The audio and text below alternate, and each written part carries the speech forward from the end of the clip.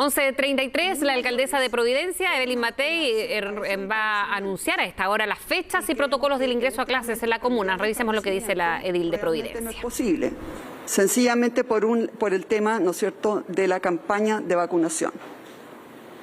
En todo caso, respecto de los 11 establecimientos educacionales, lo que va a hacer Providencia es que se va a hacer una consulta primero con todos los padres y apoderados de cada establecimiento educacional por separado. Porque lo primero que queremos saber es si los padres y apoderados están dispuestos o no, si quieren o no, enviar a sus hijos a clases presenciales. Porque no sabiendo eso, todo el resto de la discusión es estéril. ¿Qué sacamos con abrir todos los colegios si finalmente no llega ningún niño?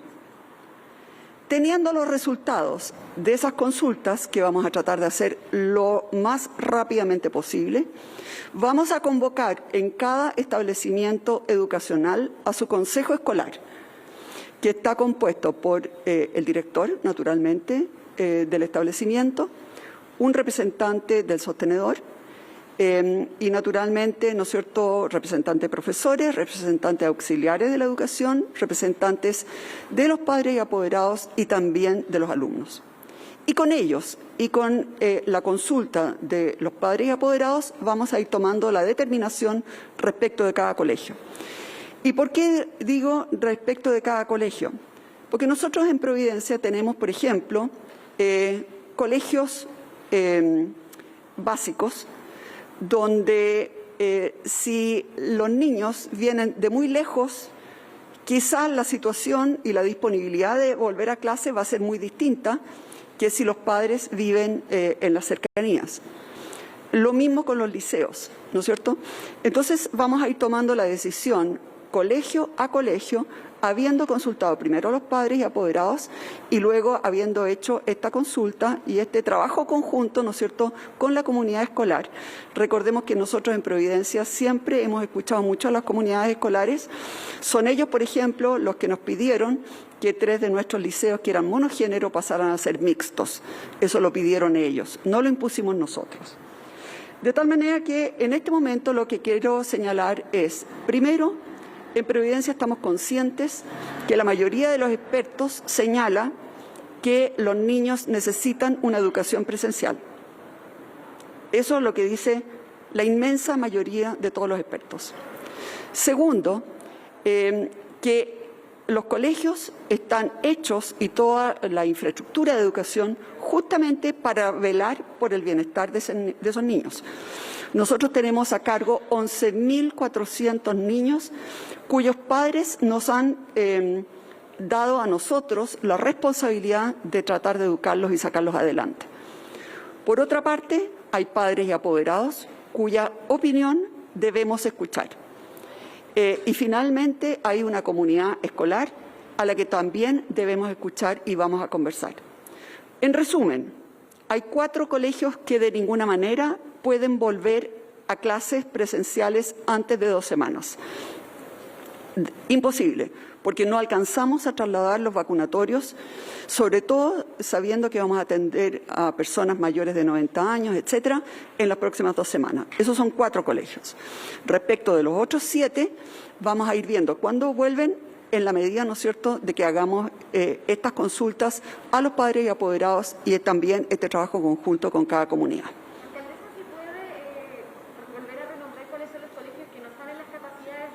Sí, es el Liceo Juan Pablo Duarte, es el Liceo Tajamar y el Colegio Mercedes Marín, ambos aquí en Los Leones, son vecinos, y el Carmela Carvajal, el Liceo Carmela Carvajal. Ellos van a seguir siendo utilizados como vacunatorios durante al menos las próximas 2 semanas, porque tenemos que salir primero, ¿no es cierto?, del stock de los adultos mayores, que son los más vulnerables y a los que más les cuesta. Ellos recibieron su primera dosis ahí, y por lo tanto hacer un cambio a estas alturas nos complica enormemente. Me imagino que se va a hacer repaso telemático en esas clases. ¿Y qué va a pasar con esa consulta con los otros 7 colegios? ¿Cómo se va a realizar? No, la consulta es con los 11.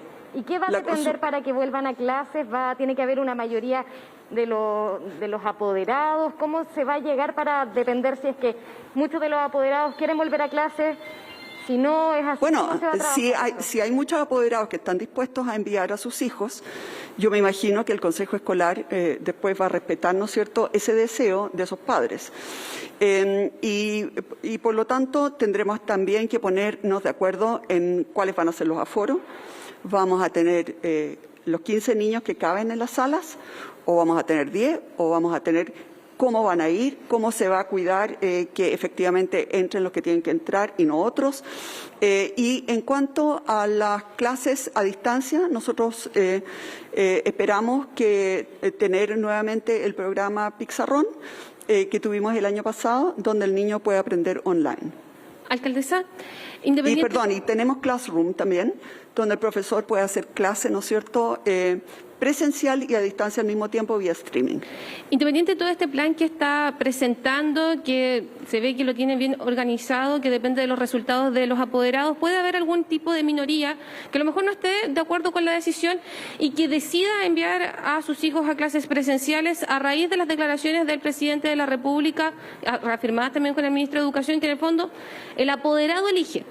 En ese sentido, si es que aquí, usando de ejemplo el Liceo Victorino Lastarria, llegase un alumno o una alumna, independiente de que la decisión de la mayoría haya sido tener clases telemáticas, ¿qué se va a hacer? ¿Se va a recibir a ese alumno?